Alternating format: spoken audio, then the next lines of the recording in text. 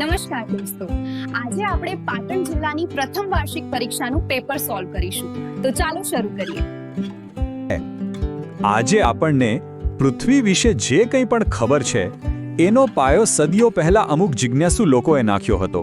પણ સવાલ એ છે કે આ લોકો હતા કોણ? કોણે સૌથી પહેલા આ દિશામાં વિચાર્યું? જરા આ નામો પર નજર કરો. ઇરેટોસ્થિનીસ, એમણે તો ખાલી પડછાયાના આધારે પૃથ્વીનો ઘેરાવો માપી કાઢ્યો હતો. વિચારો તો ખરા.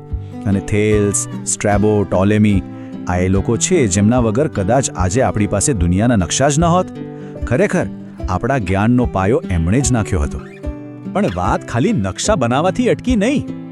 અમુક સહેલો સવાલ: શું કોઈને ખબર છે આપણા સૌરમંડળનો સૌથી મોટો ગ્રહ કયો છે? એ છે ગુરુ, એટલે કે જુપિટર. આપણા સૌરમંડળનો રાજા કહી શકાય. એ એટલો મોટો છે કે બાકીના બધા જ ગ્રહોને ભેગા કરીને એની અંદર મૂકી દો ને તો પણ જગ્યા વધે. સવાલ નંબર 2. બિગ બેંગનો સિદ્ધાંત આપનાર કોણ હતા? પાદરી અને ખગોળશાસ્ત્રી જોર્જેસ લિમિત્રેના મગજની ઉપજ હતો. એમણે જ પહેલીવાર કહ્યું કે ભાઈ, આ બ્રહ્માંડ તો સતત મોટું થઈ રહ્યું છે. પ્રશ્ન નંબર 4. ગુજરાતના કયા સ્થળે બેસોલ્ટ અને ગ્રેનાઇટના ઘણા ખડકો જોવા મળે છે? આ બધી વાતોને વાસ્તવિક દુનિયા સાથે જોડવી હોય તો ગુજરાતની ગિરનાર પર્વતમાળા એનું સૌથી સરસ ઉદાહરણ છે. તે મૂળભૂત રીતે એક જ્વાળામુખી પર્વત છે અને એટલે જ ત્યાં આગ્નેય ખડકો જેવા કે બેસાલ્ટ અને ગ્રેનાઇટ મોટા પ્રમાણમાં જોવા મળે છે.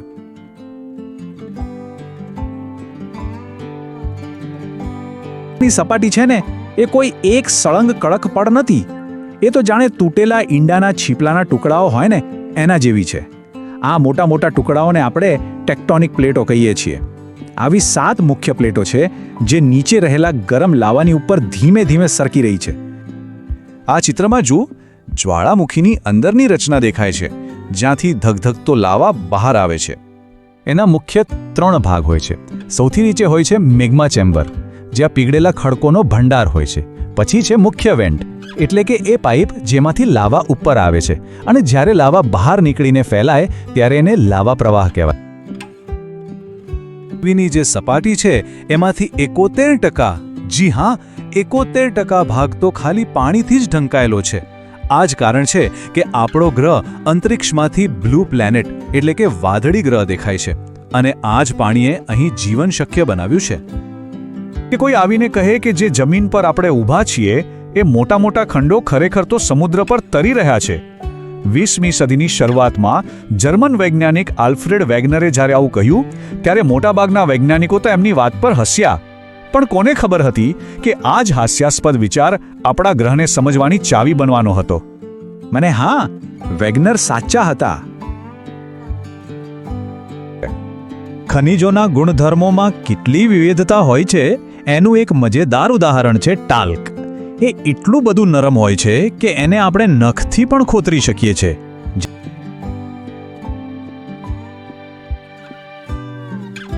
અને પ્રથમ વિભાગ સૌથી છેલ્લો સવાલ: આરામ ગૃહ માટે કઈ સંજ્ઞાનો ઉપયોગ થાય છે? જવાબ: RS, રેસ્ટ હાઉસ. જ્યારે કોઈ ભૂગોળ કે જ્યોગ્રાફી એવું બોલે ત્યારે મનમાં પહેલો વિચાર શું આવે? શું એ ખાલી નકશા, દેશો અને રાજધાનીઓ જ છે કે પછી એની પાછળ કંઈક વધારે ઊંડું છુપાયેલું છે? ચાલો સમજીએ કે આ વિષય આખરે છે શું. અને જવાબ ખબર છે, એકદમ સરળ છે, પણ એની સાદગીમાં જ એની ખરી સુંદરતા છે. ભૂગોળનો સીધો સાદો અર્થ થાય છે પૃથ્વીનું વર્ણન કરવું. બસ આટલું જ. પણ હા, આ વર્ણન કોઈ તથ્યોની સૂકી યાદી નથી. આ તો એક વાર્તા છે, આપણી પૃથ્વીની વાર્તા. અને આજે આપણે એ વાર્તાના કેટલાક સૌથી રસપ્રદ પાના ઉથલાવાના છીએ. તો આપણી વાર્તાની શરૂઆત થશે પૃથ્વીથી લાખો કિલોમીટર દૂર આપણા સૌરમંડળના ધગધગતા કેન્દ્રથી. આપણે જરા નજીકથી જોઈશું સૂરજની એ તેજસ્વી સપાટીને જે આપણા ગ્રહ પરના જીવન માટે બધી જ ઊર્જા પૂરી પાડે છે. આ છે ફોટોસ્ફિયર, સૂર્યની ચારે બાજુ આવેલું લગભગ 400 કિલોમીટર જાડું એક ચમકતું પડ. આ એ જ પડ છે જેમાંથી પ્રકાશ અને ગરમી લાખો કિલોમીટરની મુસાફરી કરીને આપણા સુધી પહોંચે છે. સાચું કહું તો સૂરજની જે સપાટી આપણે અહીંથી જોઈ શકીએ છીએ એ આ જ છે. સારું, તો હવે સૂર્યના તેજથી પાછા ફરીએ આપણી પોતાની પૃથ્વી પર. અહીં આપણે એક એવી જગ્યાની વાત કરીશું જ્યાં કરોડો વર્ષો પહેલા એક વિશાળ મહાસાગર લહેરાતો હતો. અને આજે ત્યાં દુનિયાની સૌથી ઊંચી પર્વતમાળા ગર્વથી ઊભી છે. જરા કલ્પના કરો તો કે આપણે ટાઈમ મશીનમાં બેસીને લાખો વર્ષ પાછળ જઈ રહ્યા છીએ. આજે જ્યાં માઉન્ટ એવરેસ્ટ આકાશને સ્પર્શે છે ત્યાં પથ્થર કે બરફ નહીં પણ એક વિશાળ વાદળી મહાસાગર દેખાય છે. શું નામ હતું આ મહાસાગરનું જેણે આટલા શક્તિશાળી પર્વતોને જન્મ આપ્યો? એ સમુદ્રનું નામ હતું ટેથિસ સમુદ્ર. થયું એવું કે પૃથ્વીની સપાટીના બે મોટા મોટા ટુકડા, જેને આપણે ટેક્ટોનિક પ્લેટ્સ કહીએ છીએ, એક ભારતીય પ્લેટ અને બીજી યુરેશિયન પ્લેટ, એ બંને ધીમે ધીમે એકબીજા સાથે ટકરાયા. અને આ ટક્કર એટલી જોરદાર હતી કે એ સમુદ્રના તળિયામાંથી જ હિમાલય પર્વતમાળાનો ઉદય થયો. ખરેખર આ તો એક અદ્ભુત ભૌગોલિક નાટક જેવું જ છે, નહીં? પૃથ્વીની આ શક્તિશાળી તાકાત ફક્ત મોટા મોટા પહાડો જ નથી બનાવતી હો, એ નાના પાયે પણ અજાયબીઓ સર્જી શકે છે. ચાલો હવે આપણે ક્યાંય દૂર નહીં, આપણા જ ગુજરાતમાં એક એવી જગ્યાએ જઈએ જે એક જ્વાળામુખીની ભેટ છે. પાવાગઢ, એક એવું નામ જે આપણે બધા ઓળખીએ છીએ, એક ઐતિહાસિક અને ધાર્મિક સ્થળ તરીકે. પણ શું આપણે જાણીએ છીએ કે એ વાસ્તવમાં એક પ્રાચીન જ્વાળામુખી છે? તો સવાલ એ છે કે ત્યાં આવેલું કયું પ્રખ્યાત તળાવ આ જ્વાળામુખીના ધગધગતા હૃદયમાંથી બન્યું હશે? અને એનું નામ છે દુધિયું તળાવ. આપણામાંથી ઘણા લોકોએ આ નામ સાંભળ્યું જ હશે, પણ એની પાછળની આ ભૂસ્તર શાસ્ત્રીય કહાણી એ ખરેખર ખૂબ જ રસપ્રદ છે. આ એક ઉત્તમ ઉદાહરણ છે કે કેવી રીતે વિનાશક શક્તિઓ પણ કંઈક સુંદર બનાવી શકે છે. તો આખી વાતને સરળ રીતે સમજીએ. ચાંપાનેર પાસે આવેલા પાવાગઢમાં એક સમયે જ્વાળામુખી ફાટ્યો. સમય જતાં એના મુખમાં એટલે કે એના ક્રેટરમાં પાણી ભરાઈ ગયું અને આ સુંદર દૂધિયા તળાવની રચના થઈ. આ પ્રકૃતિની રચનાત્મક શક્તિનો કેવો અદ્ભુત પુરાવો છે. આપણી આ સફર હવે આપણને પૃથ્વીની સપાટીથી નીચે લઈ જાય છે, એના છુપાયેલા ખજાના તરફ. હવે આપણે મૂળભૂત તત્વો વિશે વાત કરીશું જેનાથી આપણી પૃથ્વી બનેલી છે અને જે આપણા આધુનિક જીવન માટે ખૂબ જ જરૂરી છે. જુઓ, પૃથ્વીના પોપડામાં તો અસંખ્ય પ્રકારના પદાર્થો છે, પણ ભૂસ્તર શાસ્ત્રીઓએ આ બધાને સરળ બનાવવા માટે બે મુખ્ય ભાગમાં વહેંચી દીધા છે. અને આ બે પ્રકાર જ પૃથ્વીના ખજાનાનો મુખ્ય પાયો છે. આ બે પ્રકાર છે ધાત્વિક ખનિજ, જેમ કે લોખંડ, જેનાથી આપણી ઇમારતો અને ગાડીઓ બને છે, અને સોનું, જે આપણા ઘરેણામાં શોભે છે. અને બીજું છે અધાત્વિક ખનિજ, જેમ કે ચૂનાનો પથ્થર, જે સિમેન્ટ બનાવવામાં વપરાય છે, અને ગ્રેફાઇટ, જે આપણી પેન્સિલની અણીમાં હોય છે. આ બંને પ્રકારો આપણા ઉદ્યોગો અને આપણી પ્રગતિની કરોડરજ્જુ સમાન છે.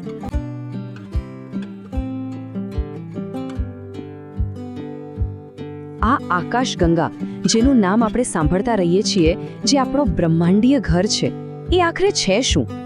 સિમ્પલ ભાષામાં કહીએ તો આકાશગંગા એટલે અબજો ખરબો તારાઓનું એક ઝુમખું. અને આપણો સૂર્ય એ તો આ અબજો તારાઓમાંથી માત્ર એક છે.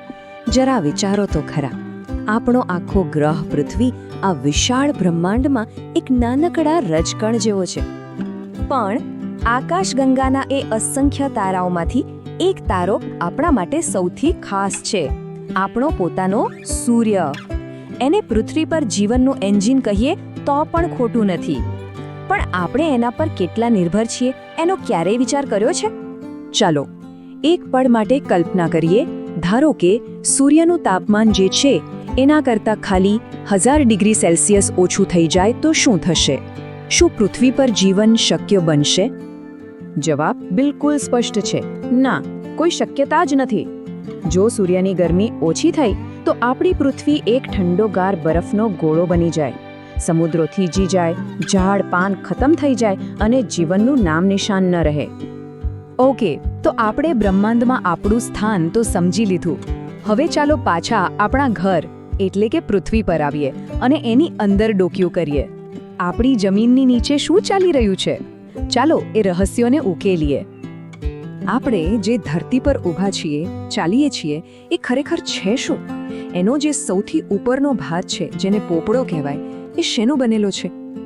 આ ઉપરના સ્તરને વૈજ્ઞાનિકો સિયાલ કહે છે. અને એની જાડાઈ કેટલી ખબર છે? લગભગ 33 કિલોમીટર. આપણે જે મોટા મોટા ખંડો જોઈએ છીએ એ આ જ સિયાલ પર ટકેલા છે. અને આ સિયાલ નામ પણ એ બહુ મજાનું છે. એકચ્યુઅલી એ બે મુખ્ય ખનિજોના નામમાંથી જ બન્યું છે. SI એટલે સિલિકા એટલે કે રેતી અને Al એટલે એલ્યુમિનિયમ. બંનેને ભેગા કરો એટલે બની ગયું સિયાલ. જોયું વિજ્ઞાન કેટલું સરળ હોઈ શકે છે. હવે સિયાલની બરાબર નીચે એક બીજું સ્તર છે જેનું નામ છે સાઇમા. અને રસપ્રદ વાત એ છે કે આ બંને સ્તરોમાં એક વસ્તુ કોમન છે અને એ છે સિલિકા. આ બતાવે છે કે પૃથ્વીની બનાવટમાં અમુક તત્વો કેટલા પાયાના છે. પણ આપણી પૃથ્વી કંઈ ખાલી પથ્થરના સ્થિર સ્તરોનો ગોળો નથી ને, ખરું ને? એ તો એક જીવંત ધબકતો ગ્રહ છે જે અંદરથી સતત બદલાતો રહે છે. તો ચાલો હવે એ શક્તિઓ વિશે જાણીએ જે આપણી દુનિયાને આકાર આપે છે. આ શક્તિઓમાંની એક છે ભૂકંપ, જે પળવારમાં બધું બદલી શકે છે. એને માપવા માટે મુખ્યત્વે 2 સ્કેલ વપરાય છે. એક છે રિક્ટર સ્કેલ, જે ભૂકંપની તાકાત માપે છે, અને બીજો છે મર્કાલી સ્કેલ, જે એનાથી થયેલું નુકસાન એટલે કે એની અસર માપે છે. અને પછી આવે છે જ્વાળામુખી, ખાસ કરીને સક્રિય જ્વાળામુખી. આ તો જાણે પૃથ્વીના પેટાળમાં શું ચાલી રહ્યું છે એની આપણને લાઈવ ઝલક મળતી હોય એવું છે. સતત બહાર આવતો ધગધગતો લાવા, વરાળ અને ગેસ, આ બધું આપણને યાદ કરાવે છે કે આપણો ગ્રહ અંદરથી કેટલો જીવંત અને શક્તિશાળી છે. તો આપણે પૃથ્વીની અંદરની ગતિવિધિઓ જોઈ. હવે વાત કરીએ એની સપાટીની, જે મુખ્યત્વે બસ 2 જ વસ્તુઓથી બનેલી છે, પાણી અને પથ્થર. ચાલો આ બંને વિશે થોડું ઊંડાણમાં જાણીએ. પૃથ્વી પર પાણી કેટલું બધું છે એ તો આપણે જાણીએ જ છીએ, પણ શું એ ખબર છે કે પૃથ્વીનો એક આખો અડધો ભાગ એવો છે જેને વોટર હેમિસ્ફિયર એટલે કે જળ ગોળાર્ધ તરીકે ઓળખવામાં આવે છે? જી હા, એ છે દક્ષિણ ગોળાર્ધ. અહીં જમીન કરતાં પાણીનું રાજ ચાલે છે. ચારે બાજુ બસ પાણી જ પાણી. પણ કેટલું? આંકડો જાણીને કદાચ નવાઈ લાગશે. 90.5%. તમે બરાબર સાંભળ્યું. દક્ષિણ ગોળાર્ધનો 90.5% ભાગ પાણીથી ઢંકાયેલો છે. આ તો એક સાચો વોટર વર્લ્ડ જ કહેવાય, જ્યાં મહાસાગરોનું શાસન છે. આ ચાર્ટ જુઓ એટલે તરત ખ્યાલ આવી જશે. માંડ 9.5% જમીન અને બાકી બધું જ પાણી. આખી દુનિયા જાણે કે મહાસાગરમાં તરતી હોય એવું લાગે. ચાલો હવે પાણીની આ દુનિયામાંથી બહાર આવીએ અને જે પેલી 10% કરતાં પણ ઓછી જમીન છે એના પર ધ્યાન આપીએ. આ જમીન એટલે કે ખડકો, એના મૂળભૂત પ્રકારો કયા છે? મૂળભૂત રીતે 3 પ્રકારના ખડકો છે. પહેલા આગ્નેય ખડકો, જે સીધા જ જ્વાળામુખીના ગરમ લાવામાંથી બને છે. બીજા છે પ્રસ્તર ખડકો, જે સમય જતાં કાપના થર જમા થવાથી બને છે. અને ત્રીજા રૂપાંતરિત ખડકો, જે ગરમી અને દબાણને કારણે પોતાનું આખું સ્વરૂપ જ બદલી નાખે છે.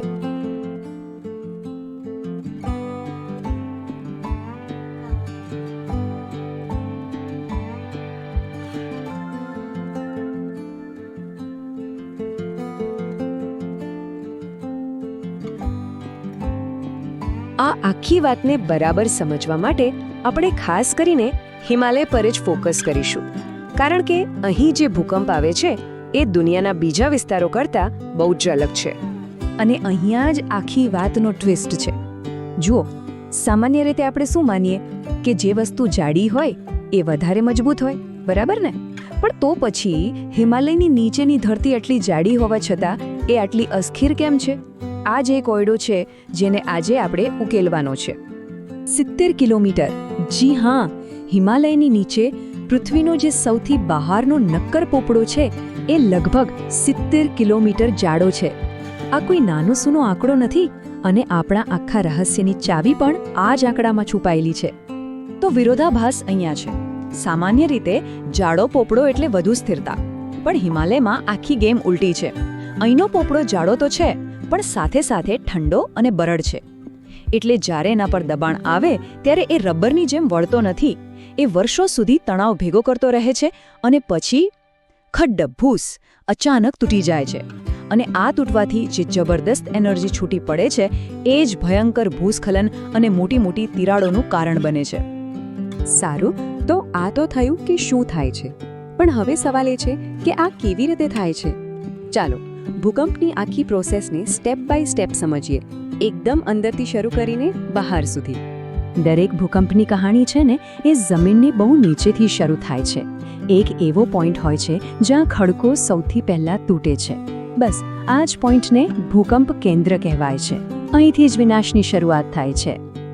હવે જેવી એ એનર્જી નીચેથી સીધી ઉપરની તરફ આવે અને જમીનની સપાટીને ટકરાય, એ પોઈન્ટ એટલે એપિસેન્ટર.